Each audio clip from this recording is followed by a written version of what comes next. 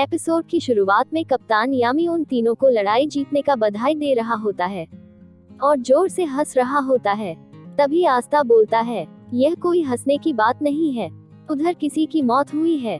तभी मैग्ना बोलता है, हमें हर सिचुएशन में हंसते रहना चाहिए, उदास रहने से मेयर वापस नहीं आने वाले। तभी कप्तान यामी बोलता है, बी प्राउड, तुमने जो किया है उसके लिए गर्व करो। तभी मैग्ना उसकी वक्त सैल्यूट करता है। तभी आस्था पूछता है, यह क्या है? तब मैग्ना बताता है, यह जादूगर के सूरवीरों का सैल्यूट करने का स्टाइल है और ये फिंगर्स क्लोवर का प्रतीक है। तभी पोर्टल के अंदर से फिनराल और वेनेसा निकलते हैं। जब उनसे पूछा जाता है, क्या उनको पता चला वे कौन थे और उनका उस गांव में हमला करने का मकसद क्या था? तभी वेनेसा बोलती है, हमने जादुई जांच विभाग में जाकर पूछताछ की, लेकिन हमें कुछ भी पता नहीं चला। लेकिन उनके छोड़े हुए चीज और उनके व्यवहार से यह पता चलता है कि वे हाई स्टेटस के लोग थे, शाही और नोबल्स भी हो सकते हैं।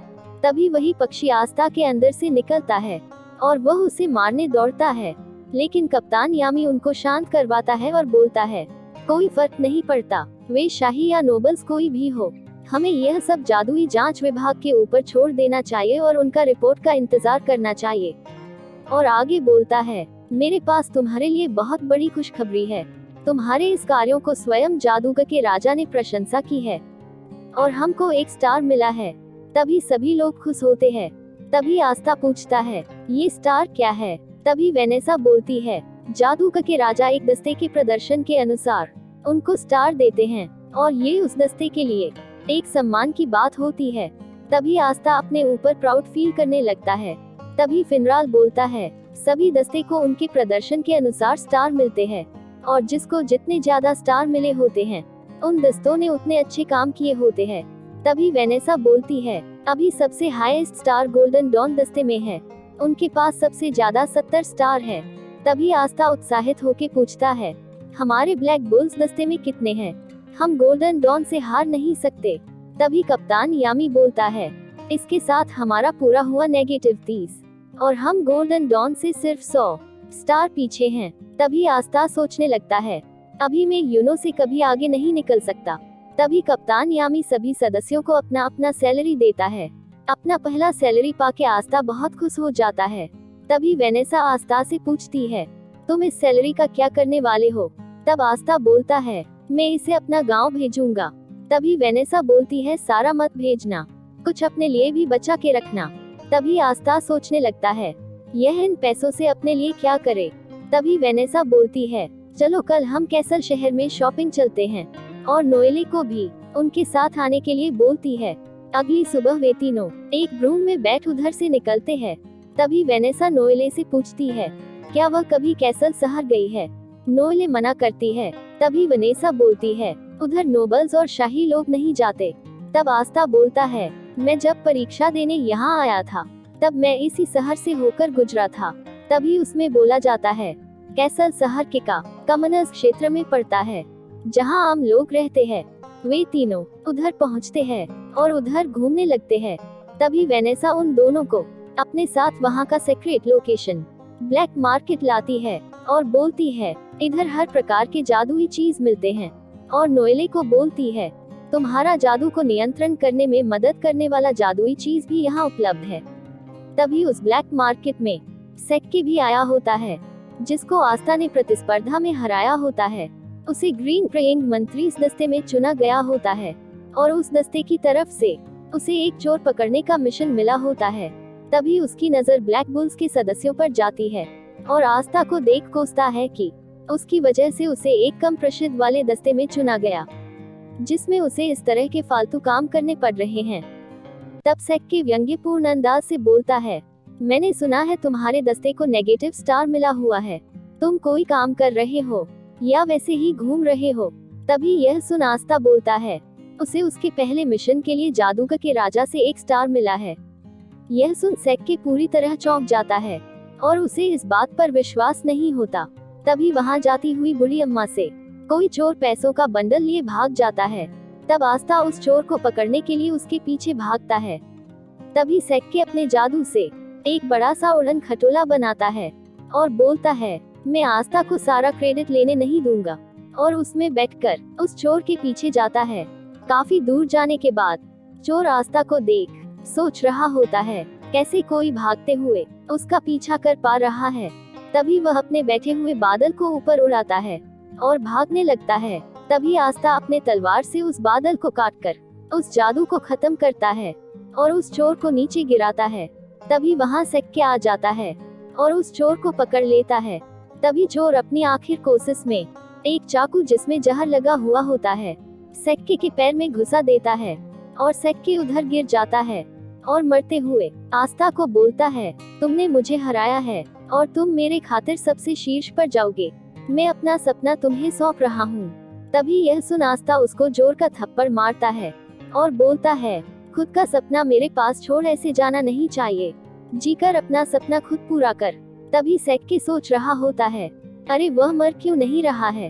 तब वनेसा उसके पैर में ऑइंटमेंट लगाकर बोल रही होती है, इससे कोई नहीं मरता है, यह तो केवल सुन्न करने वाला जहर है।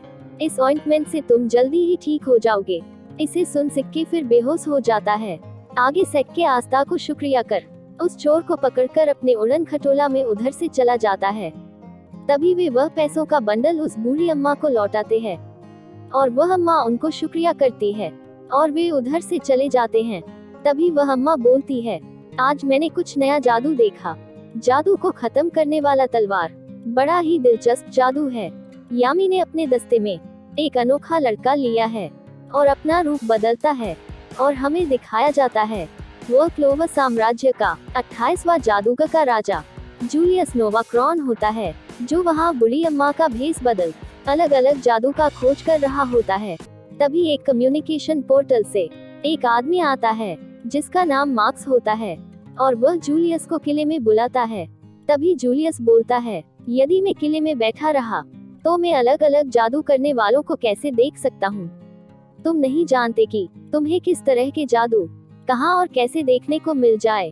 तब मार्क्स उसे बोलता है, तुम जादूगर के राजा हो, तुम्हारा पोजीशन का तो ख्याल करो।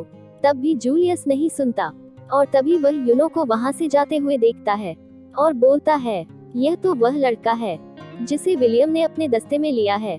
अब मुझे और नए नए जादू देखने को मिलेंगे। और वहाँ से चला जाता है। इसमें जादूगर के राजा को नए नए जादू देखने का शौकीन बताया गया होता है। उसे नए और अलग जादू देखने का शौक होता है।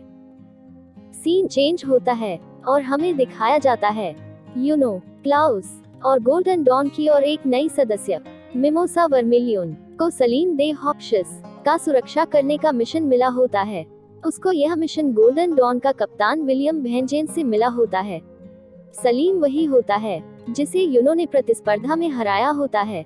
वह करीब के हार्ट किंगडम में पढ़ाई करने के लिए जा रहा होता है। यूनो से हारने के बाद उसे कोई भी दस्ते में चुना नहीं गया होता है।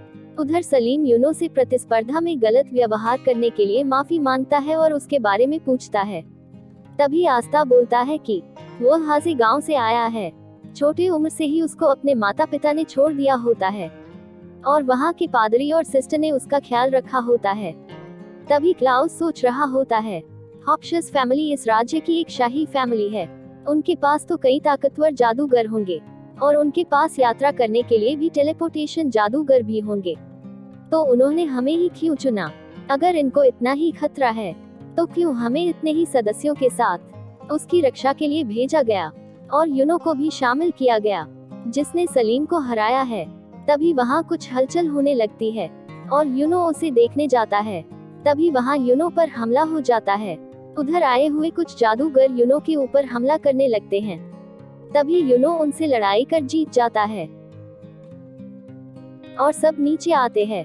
और तब सलीम यूनो से बहुत इम्प्रेस होता है और उसको उसके गांव चलने के लिए बोलता है और बोलता है कि उसे वह जगह देखना है जिधर तुम्हें पाला गया है। उधर क्लाउस उसे मना करता है और खतरे को देखते हुए सीधे हार्ट किंगडम जाने के लिए बोलता है, लेकिन सलीम मना करता है और बोलता है, तुम तीनों हो ना मेरी सुरक्षा के लिए। और यूनो भी राजी हो जाता है और वे हजे गांव की तरफ जाते हैं जिधर वहां सिस्टर लिली उनका स्वागत करती है। तभी वहां पादरी और बाकी बच्चे भी आ जाते हैं और यूनो को देख काफी खुश होते हैं। तब सलीम बोलता है, क्यों न हम इधर थोड़ी देर रुकते हैं। यह सुन सिस्टर बहुत खुश होती है और उन सबको अंदर ले जाती है। तभी चर्च के अंदर सब बैठ खाना खा रहे होते हैं।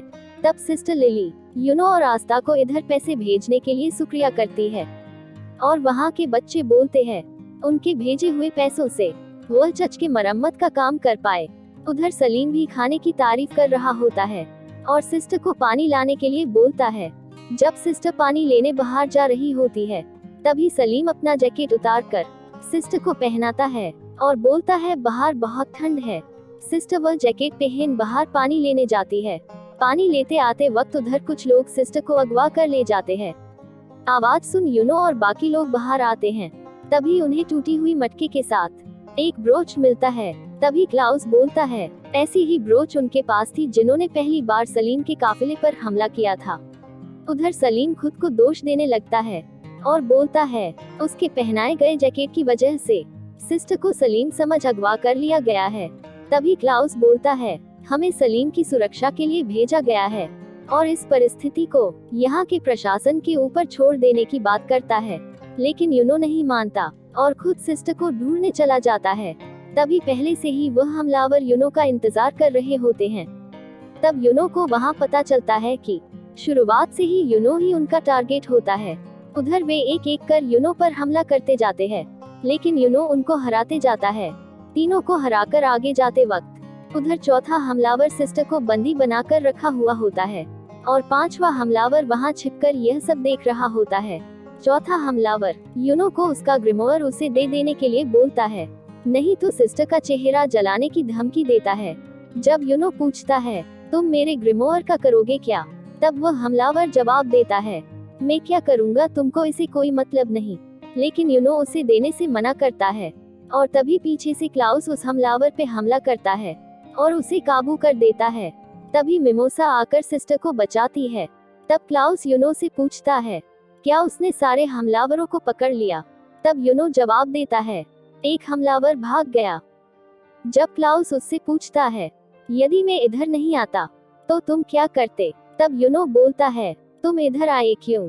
तब क्लाउस बोलता है मैं इतना भी बेवकूफ नहीं हूँ, यह सारा काम उसने ही करवाया है। मुझे पहले ही शक हो गया था। जब काफिले पर हमला हुआ था उनका निशाना सलीम नहीं तुम थे और कोई भी नोबल इधर फसेनकिन क्षेत्र में खाना खाने नहीं आते और उनका सिस्टर का अगवा करना कोई एक्सीडेंट नहीं था। यह तो सोची समझी प्लान के तहत हो रहा था। जब हमने सच्चाई बोलने वाली जादू सलीम पे इस्तेमाल की तब हमें उससे पता चला कि वो यूनो से प्रतिस्पर्धा में हार जाने का बदला लेना चाहता है और उसका ग्रिमोयर उससे लेकर उसको बर्बाद कर देना चाहता है। तब यूनो पूछता है उनको यहाँ का पता कैसे चला। तभी क्लाउस बोलता है यह मिमोसा का जादुई पावर है जिसमें उसके पास वाले एरिया का नक्शा आ जाता है और कौन किधर है इसका पता चल जाता है। तभी यूनो उन दोनों को शुक्रिया करता है। जब सबको बंदी बनाकर उनसे पूछा जाता है कि तुम्हारा भागा हुआ साथी कहाँ है, तब उनको पता नहीं होता, दूर कहीं। वह पांचवा हमलावर को दिखाया जाता है और तभी वह अपना रूप चेंज करता है और वही जादू के राजा जूलियस होते हैं। तब वह बोलते हैं मजा आ गया, यदि वे लोग सच में कोई मुसीबत में होते तो मैं उनकी मदद करता, लेकिन इसकी जरूरत नहीं पड़ी। वो यूनो से बहुत इम्प्रेस होता है। तभी वही कम्युनिकेशन पोर्टल से मार्क्स फिर से उधर आ जाता है और उसको वापस लौटने के लिए बोलता है। चर्च के अंदर पादरी और सिस्टर उनको शुक्रिया करते हैं और खुश होते हैं। तभी सीन चेंज होता है और हमें दिखाया जाता है कि कप्तान विलियम एक बड़े से स्टेज पर खड़े होकर बोल रहे होते हैं कि जादूगर के राजा ने तुम तीनों के कार्य से खुश होकर हमारे दस्ते को 1 स्टार दिया है। तभी क्लाउस बोलता है हमने ऐसा कोई काम नहीं किया है जो हमें ये सम्मान मिले। तब कप्तान विलियम बोलता है जब तुमने सलीम को पकड़ा था और उससे सब कुछ कन्फेस करवाया था तभी हमें हॉप्शिस फैमिली के काले करतूत के बारे में पता चला और यह भी पता चला कि वे रिश्वत लेने और देने में और कई बुरे कामों में शामिल थे। यह एक बहुत बड़ी वजह है और यह सब तुम तीनों के वजह से हुआ है। तभी क्लाउस पूछता है क्या आपने यह मिशन इसलिए लिया था क्योंकि आपको यह सब होने का पहले से ही पता था। तभी कप्तान विलियम बोलता है हमारे क्लोवर किंगडम में बुरे काम करने वालों की कोई जगह नहीं। और तभी कप्तान विलियम उन तीनों से भविष्य में भी ऐसे काम करने की आशा करता है। उन तीनों के जाने के बाद वह आगे बोलता है, खासकर तुमसे मुझे बहुत उम्मीदें हैं, यू नो। तभी सीन चेंज होता है और हमें ब्लैक बुल्स के बेस के अंदर का दृश्य दिखाया जाता है, जहां कप्तान यामी बोल रहे होते हैं, गोल्डन डॉन को फिर से एक स्टार मिल गया। हम सिर्फ 100 स्टार पीछे थे, लेकिन अब ये 101। तभी आस्था बोलता है, हम गोल्डन डॉन को हराएंगे। मैं यूनो से हारने वाला नहीं।